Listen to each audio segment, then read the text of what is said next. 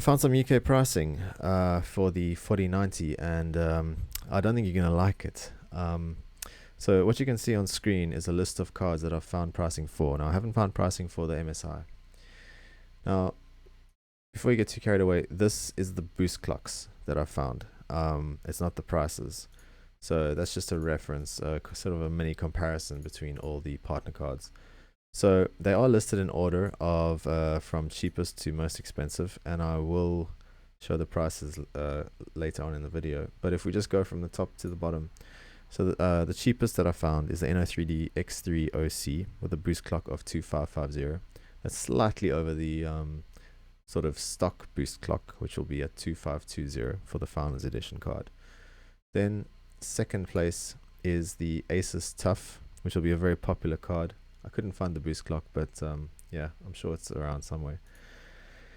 Then the Zotac Trinity will have a stock boost clock at 2520. So will the PNY Verto Epic X and the Gigabyte Windforce, getting a little bit more expensive.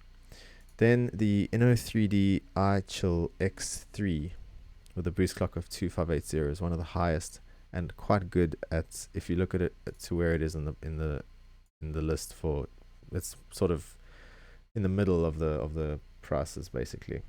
Then we got the Palette GameRock stock, and we got the Palette GameRock OC, which has the highest boost clock of all the cards that I found prices for at 2610 megahertz.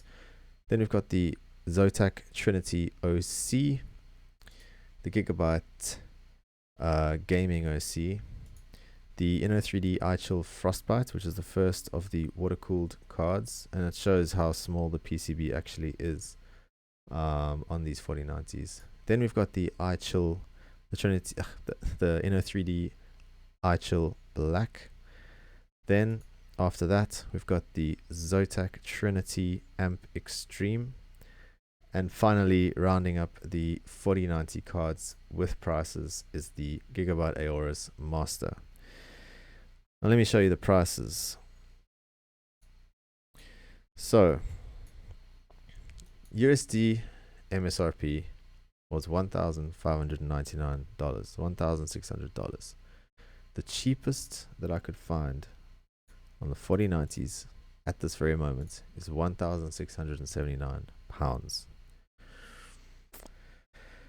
So, the cheapest and the most expensive, if you want the one on screen, is the Gigabyte Aorus Master for £2,059.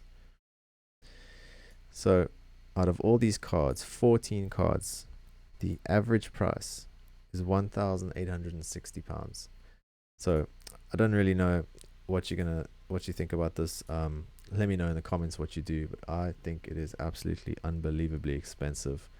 It's going to be hard to justify for a lot of people. In fact, you know, the way things are in the UK, I don't know who's going to be buying these, because I mean,